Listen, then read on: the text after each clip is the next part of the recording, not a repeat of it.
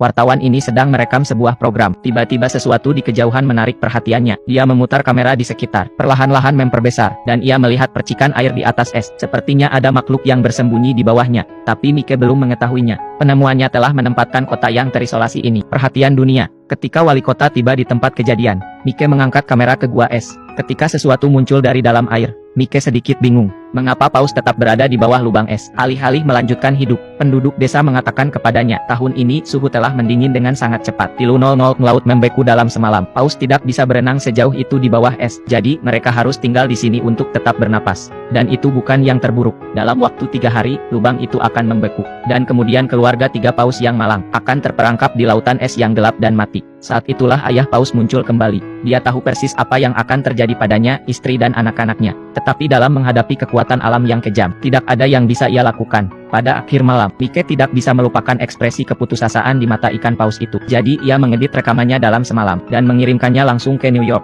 Hari berikutnya, paus itu ada di berita. Kisah ini segera menarik perhatian masyarakat. Tidak lama kemudian, media dikerumuni oleh para jurnalis. Mereka semua ingin menghasilkan uang dari ikan paus. Kamar hotel di kota naik dari genap 0 menjadi 500. Namun, antusiasme mereka tidak surut. Kota perbatasan yang tenang tiba-tiba menjadi hidup. Tetapi sang wali kota tampak sibuk. Paus mungkin telah menjadi berita. Tetapi mereka tidak keluar dari bahaya. Dan tidak semuanya buruk. Penduduk setempat memiliki tradisi membunuh paus. Penduduk desa sudah merencanakan bagian ikan mereka. Wali kota tidak ingin mengambil keuntungan dari ikan. Tetapi penduduk desa harus mencari nafkah. Tidak ada yang bisa dilakukannya. Segera setelah itu, sebuah konferensi pers diadakan di kota. Perwakilan masyarakat adat memperdebatkan kasus mereka. Menekankan bahwa perburuan paus adalah cara hidup mereka. Itu masuk akal dan legal. Ana dari masyarakat hewan tidak mau kalah, bahwa kapal pemecah es sedang dalam perjalanan. Paus-paus itu akan segera dikembalikan ke laut. Mereka berselisih paham. Untuk sementara waktu situasi terhenti. Tiba-tiba, semua orang di ruangan itu menoleh ke belakang. Wali kota berjalan ke pesta peluncuran. Apa yang terjadi selanjutnya? Apa yang terjadi selanjutnya di luar dugaan siapapun. Wali kota meyakinkan para delegasi dalam 5 menit. Mereka sepakat dalam keputusan mereka untuk membantu paus keluar dari perangkapnya. Sekarang Ana bingung. Ada begitu banyak kebisingan. Bagaimana mereka bisa berubah pikiran secara tiba-tiba? Tetapi ia akan segera mengetahui, ini tidak sesederhana yang dia pikirkan. Pagi-pagi keesokan harinya, para pria dan wanita siap untuk berangkat ke es di mana paus-paus itu. Atas perintah wali kota, para penduduk desa telah mengangkut taksi mereka. Perjalanan 7 km, untuk genap 0 per kepala. Lakukan apa yang Anda suka. Tapi, meskipun kota ini sedang ramai-ramainya, wali kota membawa anak buahnya ke atas es lebih awal. Mereka menggandakan ukuran lubang, agar paus dapat bernapas lebih baik. Menyaksikan paus dengan gembira muncul dari air, dan wajah ini memiliki senyuman kekanak-kanakan di atasnya. Bahkan ia tidak punya pilihan selain membiarkan penduduk setempat merampoknya. Untuk menjaga agar paus tetap hidup, dia harus menemukan cara untuk menghasilkan lebih banyak uang bagi semua orang. Dengan sekelompok besar orang yang datang, keluarga paus tampak keluar dari bahaya. Ana percaya bahwa begitu pemecah es tiba, paus akan dapat melarikan diri. Tetapi masalah baru telah membunuh harapan paus untuk bertahan hidup.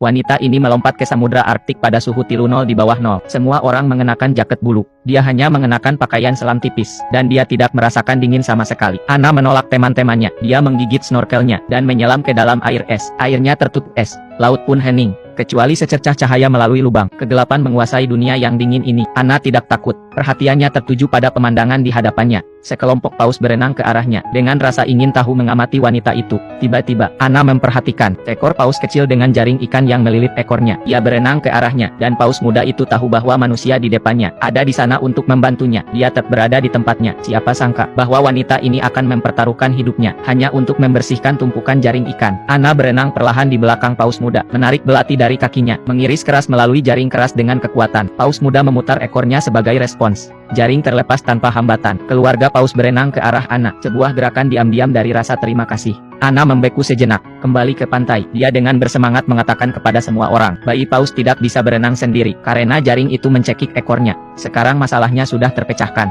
Hanya harus menunggu es pecah, dan itu saja. Tapi itu tidak semudah yang Ana pikirkan. Menjelang sore hari, suhu udara turun secara dramatis. Air di mulut gua telah membeku lagi. Keluarga paus belum makan selama 7 hari. Untuk bertahan hidup, mereka telah menggunakan semua energi mereka. Dan bukan itu saja, kondisi paus muda belum membaik. Meskipun mereka telah terbebas dari jaring, tetapi luka di mulutnya telah memburuk. Ia juga memiliki kasus pneumonia yang parah. Kerumunan orang bingung, tetapi tidak ada gunanya. Yang bisa mereka lakukan hanyalah berdoa agar kapal pemecah es segera tiba. Larut malam, suhu telah turun hingga -45 derajat yang belum pernah terjadi sebelumnya. Gumpalan es di mulut gua semakin tebal dan tebal. Setiap pergantian udara menjadi lebih sulit. Orang-orang memecahkan es secepat. Esnya tidak cukup cepat pecah. Mereka akan tenggelam di bawah air. Mereka harus meminta bantuan kotak. Segera, Anna tiba di tempat kejadian dengan bantuan. Tom bersaudara telah membawa alat penyelamat es mereka sendiri. Itu ada di dalam air, sehingga air tidak akan membeku. Tetapi ketika mereka mengeluarkan deicer, Anna terkejut bahwa yang disebut deicer itu hanya sepotong papan busa yang diikatkan ke kipas angin. Tetapi melihat kepercayaan diri Tom bersaudara, tidak ada yang bisa dia lakukan. Ia tidak punya pilihan selain mencoba. Tetapi sebelum mesin itu bisa bekerja, generator mati lebih dulu. Suhu rendah membekukan bahan bakar generator. Anna bergegas menelepon Mike untuk mendapatkan generator baru. Dan dalam perjalanan, generator tidak boleh dimatikan, atau akan membeku lagi. Ketika Mike tiba dengan tergesa-gesa, dia akan naik pesawat, tetapi ia dicegah untuk melakukannya, karena kabin ditutup. Asap knalpot dari generator akan mencekik orang-orang di dalamnya. Paus berada dalam bahaya. Tidak ada yang bisa dilakukan Anna. Dia mengatakan kepada pilot untuk tidak menutup palka dan terbang dalam angin dingin. Sebuah keputusan yang hampir membunuh semua orang. Di jalan, semua orang menggigil karena angin dingin. Suhu di dalam kabin minus 70 derajat. Udara yang berhembus keluar dari kabin menghantam wajah mereka, berubah menjadi embun beku putih. Tiba-tiba, pesawat meluncur. Alarm berbunyi. Semua orang sangat gugup. Kelopak mata pilot membeku. Sulit untuk dilihat. Pesawat perlahan-lahan jatuh. Anna berteriak putus asa. Mike memikirkan jalan keluar. Jadi dia mengabaikan penolakan pilot. Ia memegang kepala pilot dan mulai menjilati matanya. Meskipun prosesnya sedikit menjijikkan, tapi itu bekerja dengan sangat baik. Beberapa orang tiba di tempat kejadian. Daya disambungkan kembali. Unit penghilang es berungsi. Krisis sudah berakhir untuk saat ini. Semua orang menghela napas lega. Tetapi pemecah es itu dalam masalah besar. Bayi paus ini mencoba untuk bunuh diri. Dia menjulurkan kepalanya keluar dari air. Sekali pandang ke langit, kemudian ia tenggelam ke dalam air. Namun, manusia di pantai tidak tahu. Orang tua paus menjulurkan kepala mereka keluar dari air untuk meminta bantuan. Orang-orang menganggap ini sebagai tanda bahwa mereka siap untuk pergi. Paus-paus itu putus asa, tetapi naluri mereka untuk bertahan hidup mendorong mereka untuk mengikuti lubang yang digali oleh manusia. Orang-orang sangat senang melihat paus berangkat. Kegembiraan yang tinggi. Mereka berkumpul di pintu masuk lubang untuk menyaksikan. Dan saat itulah, Anna menyadari ada sesuatu yang salah. Bayi paus itu hilang. Ia pergi ke lubang pertama untuk mencarinya. Airnya membengkak, tetapi paus itu tidak terlihat. Anna bingung.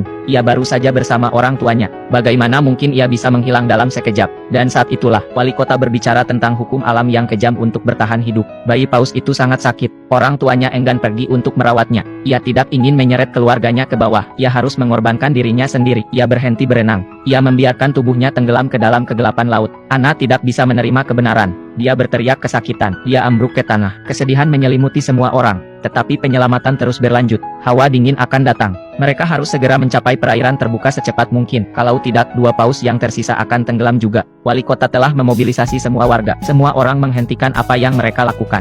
Mereka mengambil peralatan mereka dan bergegas ke lokasi. Meskipun banyak orang datang untuk membantu, tetapi masih ada masalah di hadapan mereka. Esnya menumpuk. Dinding es telah terbentuk ribuan kilometer di bawah laut. Kapal pemecah es terjebak 200 mil jauhnya. Tidak mungkin menerobos dengan tangan. Tetapi Anna tidak menyerah. Dia mendekati presiden, berharap bahwa ia akan mengesampingkan prasangkanya untuk sementara waktu, untuk meminta bantuan dari Angkatan Laut Soviet di dekatnya. Mintalah bantuan dari pemecah es mereka. Presiden belum pernah mendengar permintaan semacam itu. Uni Soviet adalah saingan Amerika Serikat. Anna ingin meminta bantuan mereka, dan kolonel mengatakan itu tidak mungkin. Kata-kata Anna selanjutnya, tetapi kata-kata Anna berikutnya membuat mereka tidak bisa berkata-kata. Seluruh negeri menyaksikan untuk menyelamatkan paus. Saat itu tengah berlangsung pemilihan umum. Jika presiden tidak setuju, ketika itu berakhir, Anna akan berbaris dan memprotes, dan itulah bagaimana dia akan dipilih. Presiden tidak menyangka Anna akan mengatakan itu. Ia tidak tahu apa yang harus dilakukan. Pada akhirnya, solusi Anna berhasil. Presiden ditekan, setuju untuk meminta bantuan Angkatan Laut Soviet. Ketika berita itu tersiar, media berita dunia meledak. Tidak ada yang bisa membayangkan, dua rial perang dingin, akan setuju untuk bekerja sama untuk menyelamatkan paus. Berita itu sampai ke tempat kejadian. Kerumunan orang terinspirasi. Semua orang penuh energi.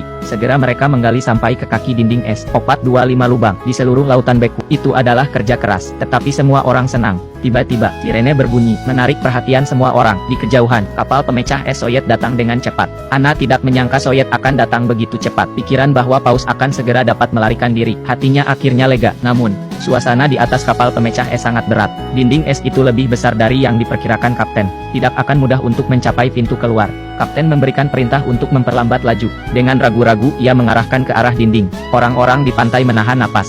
Harapan yang tinggi, tetapi detik berikutnya kecepatannya terlalu lambat. Dinding es tidak bergerak sama sekali. Tetapi, saat kerumunan orang kecewa, suara kapten terdengar melalui radio. Kawan-kawan, kami hanya menguji air. Kita akan mempercepat. Menyingkirlah dari jalan. Segera setelah kata-kata itu diucapkan, pemecah es datang dengan kecepatan yang lebih cepat. Ia menghantam dinding. Sebuah retakan besar terjadi. Tetapi dinding es tidak pecah. Kapten tidak senang. Ia memerintahkan kapal pemecah es untuk melaju dengan kecepatan penuh. Entah pistol es akan menerobos, atau kapal akan hancur. Dalam sekejap, hati para pria itu terangkat. Pada titik ini, pemecah es meluncur ke depan, dan dinding es pecah menjadi lubang besar. Semangat juang para pejuang sangat mengejutkan. Ini bukan waktunya untuk bersukacita. Kerumunan orang bergegas ke dinding dan menunggu. Namun, 1 menit telah berlalu, 2 menit telah berlalu. Tetapi paus itu lambat untuk menampakkan dirinya. Tapi, tepat ketika semua orang berpikir mereka telah gagal, sesosok tubuh muncul dari kedalaman, dan langsung ke langit, menyaksikan 2 ekor paus saling berkejaran, berenang ke kejauhan. Semua orang merasa bahagia untuk mereka dari lubuk hati mereka yang terdalam. Pada saat ini, orang lupa akan perjuangan antara politik dan kepentingan, melupakan perpecahan antara bangsa dan ras. Dalam menghadapi mukjizat besar kehidupan, mereka bersorak bersama. Untuk waktu yang lama mereka tidak bisa berhenti.